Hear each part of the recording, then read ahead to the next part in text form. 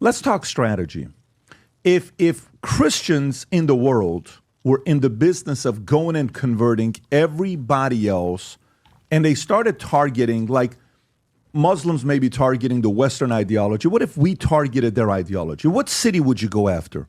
What's the number one city when you think about Muslims? What is the number one city in the world? Think about the number one city in the world for Muslims. Where is it? Whatever that city is. Imagine if you go and you take that city over and the leader of that city is officially a Christian. What's the likelihood of this happening? Oh, What's the likelihood of a Christian capitalist taking over Mecca? What is it? You know what the likelihood is? 0. Right. So check this out. Flip it. If the Islam religion comes to you and they hire you as a consultant, you are the consulting firm.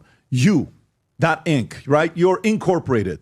We are hiring you. We want to impose our ideology on Western cities. What is the number one city for us to go to be able to share this ideology with? What do you think is the number one city on that list? New York City. New York City. Boom, we got victory. They just won. And they took over that city. Congratulations to you. Do you know, if you're a Muslim, how massive of a victory this is for them? It's massive. Here's the question. Do Americans, who the founding fathers built the greatest country in the world ever, that did in 249 years what a couple countries couldn't do in thousands of years, will they protect it? Or will they be walking on eggshells and saying, it's not a big deal, no one's going to be leaving New York City? Here's the reality. To all the people that are saying no one's leaving New York City, to all the people that saw that, what is it, Unusual Whales or whatever that account is that says 756,000 New Yorkers will definitely, keyword, are definitely moving out of New York City if Mandani wins. This is 9% of New York City residents saying they definitely would move out of New York City if he wins. An additional 2.12 million New Yorkers said they would consider leaving should he take office. Here's the reality of it. Let's flip it. Forget about who's moving out of New York City. Here's my question for you. Who's moving to New York City? You ready? Let's talk about who it's a good climate for now. There's a video clip of him saying, why are we putting people in jail? He wants to release them. If you're a criminal, hello, I'm moving to New York City. Number 2, if you're an illegal immigrant, are you kidding me? I'm moving to New York City. What if you're a Muslim? Oh my, I got Dearborn. I got a Muslim mayor in the biggest number one city in America. I'm moving to New York City. So guess what, to all the people that said nobody will leave New York City? It's about who's coming to New York City. You're welcome. And they're going to come in bunches. You know how I know this? I would ask, why did Armenians move to Glendale? Why do Assyrians go to Torlock? Why do Assyrians go to Chicago? Why do Persians go to Beverly Hills? Because the first Armenian influencer moved to Glendale, then their families moved, then everybody else moved, then the world moved to Glendale. Because the first Assyrian influencer moved to Torlock, everybody else moved. Moved to Detroit, everybody else moved. Because the first Persian, Middle Eastern moved to Beverly Hills, everybody else moved. What do you think is going to happen right now to New York City? You voted for this, folks. You voted for this, and you are welcome. And your population is about to increase. Everybody else saying it's going to decrease, I think it's going to go up. My opinion. I hope I'm wrong. I'm a minority owner of the Yankees. Trust me, I hope I'm wrong. But for the people that are like, how dare you say such a thing like this? And shame on you. You should not be an owner of this. No. If I lived in New York City, I would be more vocal than sitting on the sidelines saying this will never happen and not going out there rallying other people to vote. I was vocal in 2024 because I knew I didn't want Kamala. I was vocal in 2020. I risked it, even though I hadn't so much. I was vocal in 2016. We risked it. You know what it was like to talk pro-Trump in 2016? Everybody was walking on eggshells doing that. Everybody was walking on eggshells in 2020, and then nobody else was walking on eggshells in 2024. So my concern, him and I were talking earlier saying, don't you think this is what America needs? Don't you think we almost need this case study to be able to show that what works and what doesn't work? And I said, look, I get it. I went on Jubilee and I said, I hope Mandani wins for us to come back and do this 4 years later so you can see exactly what the stats are. But here's what I will tell you. Do you think if you want your kids to know how bad drugs are, would you say, why don't you try a little bit of fentanyl, see how bad it is? Would you do that? Would you say, why don't you try a little bit of cocaine? You know what the only place is? I had a friend of mine who was so addicted to drugs, it got to a point that he was trying everything. Guess what we could do at that time? Nothing. I took him to rehab. I took him to all these other things that we would. I took him to Bible study in Pasadena. Every Friday night, I would pick him up, take him, so he's in the car with me, and I would see him go in his car and his black car, and he would take the pills, and he would take him. I would take the pill out of his hand. He's fighting me and another guy at the back of Shakers in Glendale, saying, give it back to him. I'm not giving back to you. Done. A couple months later, he dies. Young age, 27 years old. He passes away. Till today, I think about it. This guy was a phenomenal. He's a fun guy to be around. I liked him a lot. There are certain things in America you shouldn't flirt with. This is one of them. Don't ever second guess why America became the greatest country in the world. I'm an immigrant. I wasn't born here. I was born in Iran. And then I went to Germany, then I came here. There's no place like America. Nothing. I'm grateful to be here, and I'm going to do my part. I don't need to do this. I don't need another sponsor to pay my bills. I live a very good life. The only reason we're doing this and being this vocal is because I know they're not going to slow down. I know they're not. And I know America's worth it. I know the right policies are worth it. I know what we have right now as the greatest country in the world, we have to do our part. But if you think this is it, this isn't it. What does Islam have to do with socialism? What does religion have to do with the way a government operates? What does it have to do with it? And they're right. He came in divisive. He's pretending socialism on the motivation of Middle Eastern Arabs. I don't even want to say Arabs, Middle Easterns who hate America. You know, using religion as this, it's the motivation of God. It's the karma of Americans, and this is what's happening. So you definitely have people in this country who are enemies to America. 100%. And see all of them the same. And for you people who are Americans here, and also see America as enemy, that people need to be held accountable. Van Jones had to say. Is this Van? Yeah, this is Van Jones. Watch this one here. Go ahead. Scott? Oh. Are you saying he wasn't the unifying voice of a generation that you predicted mere moments ago? Like he doesn't know what to say. Where was the man that you predicted would not slice and dice? Look, guys, he started his speech by quoting Eugene Debs, who ran for president of the United States 5 times as the Socialist Party of America candidate. He repeatedly attacked people in this. No, I know my socialists. I keep a close eye on them. Yeah, I work here. So here's the thing. He went after everybody that he thinks is a problem. People who own things, people who have businesses. He said an interesting quote: "No problem too large for government to solve." Or too small, important. And so when you think of the world that way, that every problem, no matter how small or how large, is something for government to do, let me just decipher this for you. Tax increases as far as the eye can see, which means the people who need to provide jobs to the young people that you say need jobs are going to flee as quickly as they possibly can. I think this was a divisive speech, and he clearly sees the world in terms of the people who are oppressing you and the oppressed. And he said the oppressed are now in City Hall. Did you hear that? Experience with an overdose, and I think that this is going to be an overdose moment. And I think even you said the other day that you think that a Republican's going to win the mayoral or the governor. Yeah. And the Republican Tom said that first with Stefanik, so yes, we talked about it. And I do think that that could happen because it was only a 5-point victory last time when Lee Zeldin ran against Kathy Hochul. So I do think that that could be the best case scenario. Let me ask you a question. Yeah. Sincerely. Would you rather have a Republican of New York City or Republican of the state? So governor or mayor? Would you rather have governor or mayor?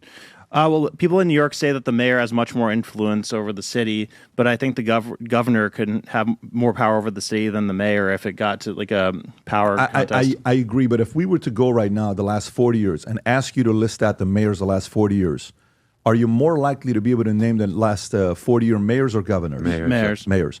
So to me, there are certain states you want governor. Florida, you want governor. Texas, you want governor. Okay? There's a lot of states you want, but there's only one state where you want the city, and that's New York City. Trust me, I'm giving Muslims this is the greatest victory they've had. This is a massive victory. I would be celebrating off the top of my lungs if I'm a Muslim and I'm an Islamist. So as close as it was, what was it, 700,000, 800,000 votes for Cuomo. You had over 100 and something thousand votes for Sliwa, 1 million and something, 1.1 for Mandani. If Sliwa wasn't there, it would have been a very close margin. Give it a one more month, people would have been changing their votes. More people would have probably went to go vote, and Mandani wouldn't have won. What that says, people were just too fucking slow. Too slow, man. Too slow. There was nobody that had any vigor. There was not a new face. There was no opposition for this fresh snake Mamdani. And better hope that a Republican governor comes in, which I think might happen. People will wake up. There'll be more representation. It's not just New York City, but the other counties and areas of New York. Massive win. But again, what does socialism and Islam, what do those two have to do with one another? I don't understand it. I took down the city that was built on capitalism with socialism. These idiots voted for us. That's what I would be saying privately. We got these idiots. They don't understand New York City was built on capitalists. And we took it away from them. These guys have such a short memory. Don't worry. They will not be grateful for the people that built the buildings. They will not be grateful for the people that build the bridges. We're going to come in and tell them rich people are bad and they're going to side with us. Trust me, I'm going to be able to do that. And he did. Yeah. This is such a massive, monumental victory. Why am I saying this? Pat, this is too much. Hey, man, you better wake the hell up. It's a virus. Only the paranoid survive. Yeah, exactly. You know? It's basically use their freedoms in our advantage. Use their open elections to our advantage. And make yourself a victim and line up with these guys over here. The city that was built on capitalism.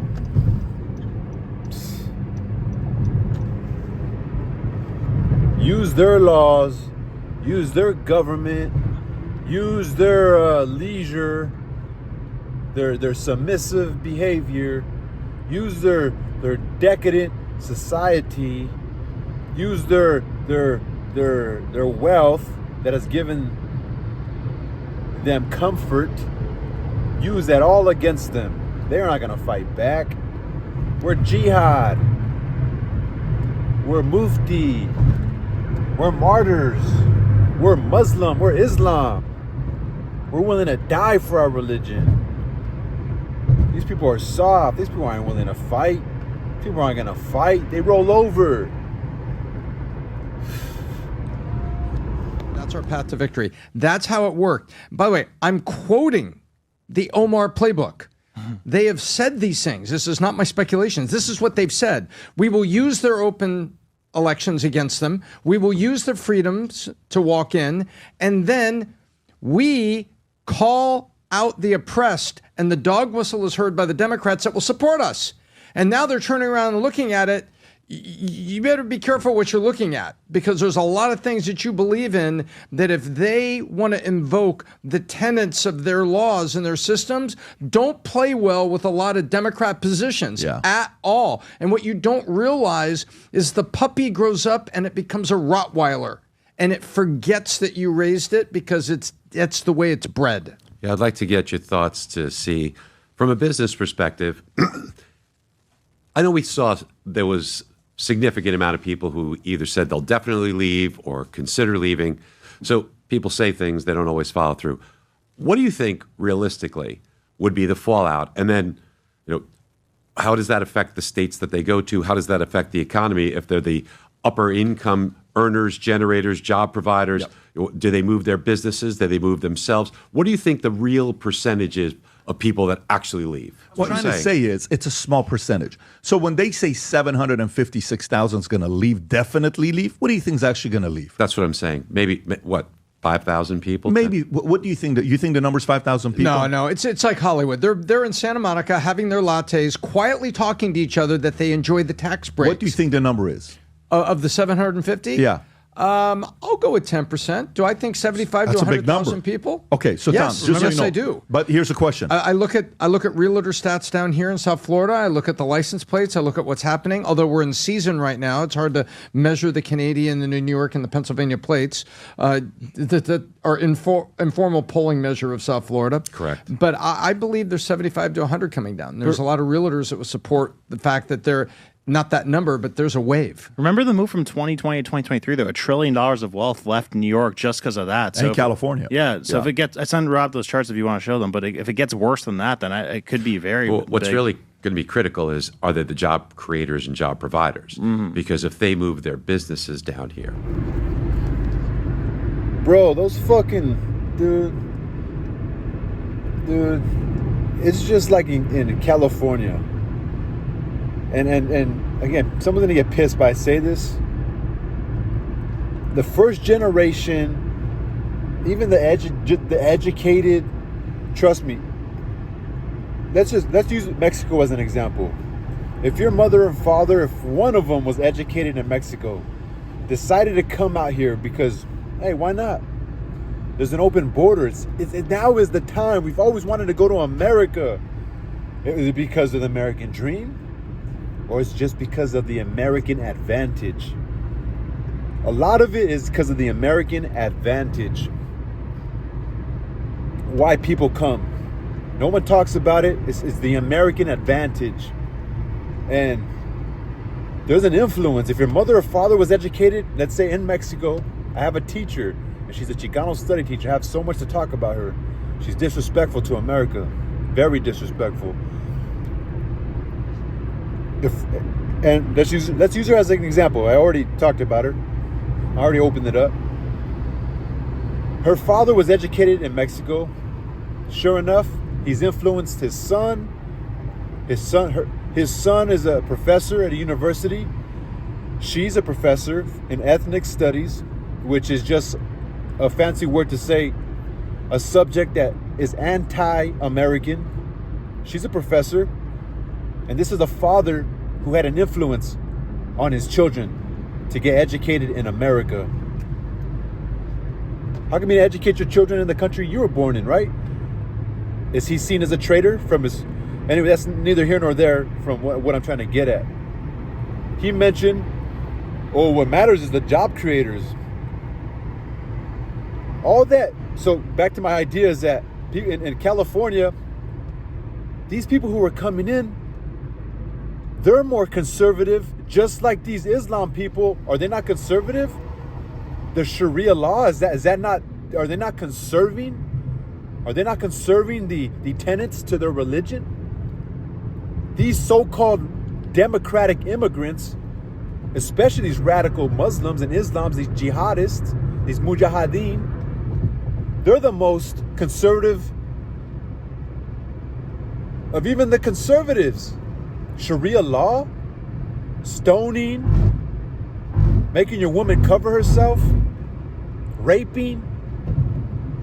And just like these immigrants from Latin American countries, they're the most conservative out of the Democrats. You know why? Because they're like, wait. We have these social institutions, we have the educational system, we have these white guilt children of successful white Americans willing to stand up and ruin their education and take for granted what the opportunities their mother and father have given them, even though they might not be the best at socializing with their kids or down to earth or even there for them on a day-to-day basis. So we have all these young people who are just want to fit in or just really mad at their parents. At the most baseline, they hate their family, and so that's what they're doing. And that's what it is, and they're here to support us. Well, let's just shut the fuck up. Let's work. Let's start businesses. Let's just hire our own people. But it's not seen as racist. Why? Because race only goes one way. It's only if the white man, only the white man's racist. Only the American, only the traitor, the sabo, the fucking the not Mexican enough American is assimilating to the white man, and he's a traitor to us. He's the El Malinche. La Malinche. You know La Malinche? Look it up. And so they don't give a fuck if these rich people, dude, they're hypocrites. Dude, you don't think they're gonna create jobs? It's not gonna be 7-Eleven, it's gonna be some other shit. They're gonna have liquor stores, they're gonna have fucking markets of their own. Dude, it's just education. It's just competition. There's competition. The white man's gonna leave. Yeah, let the white man leave. And the white man is all Americans that want to conserve their own shit, want to conserve the American way of living. That's the white man, or the one who's become the white man. That's what it is, man. They don't give a fuck, dude. They're hypocrites, dude. They're gonna say it's socialism. Oh, it's socialism. That's not fucking socialism. You're gonna be just as much as a capitalist, man. But you're just gonna be able to get what you can. You're gonna get what you can. You're gonna just get all your own kind to come together and create these fucking Muslim little shopping centers. Everything commercial is gonna become Muslim. Everything commercial is gonna be ethnic. And so that's what it is. So the biggest mistake that Americans make is thinking that these people who work the jobs, these ethnic minority groups who serve them, is thinking that that's all they do. They raise their kids to be industrious, ambitious, and they're the ones who are becoming our lawyers in California, in these blue states. They're the lawyers. They're the politicians. They have been radicalized, anti-Americanized, and that they see America in their own vision. But they're hypocrites too, because they wear suits. They're influenced by the West. They're influenced by America. And they pretend until the opportunity comes and they forget all about it, because opportunity, people do a lot of funny things because of money. And so, yeah, I find it to be phony. But the biggest mistake we ever made is thinking that these people were dumb. These people weren't as smart as us. That's the biggest mistake we've ever made, man. Is to think they were dumb because they don't speak our language. And they're submissive, but they go home with their people and they laugh at us, man. Like how stupid these people are. They thought we were stupid. They're the fucking stupid ones. Dude, there's gonna be wealthy fucking Muslims. They're gonna be wealthy, dude. They're not gonna fucking be communism, dude. There's gonna be wealthy Muslims, and there's gonna be wealthy fucking Middle Easterns, and they're just gonna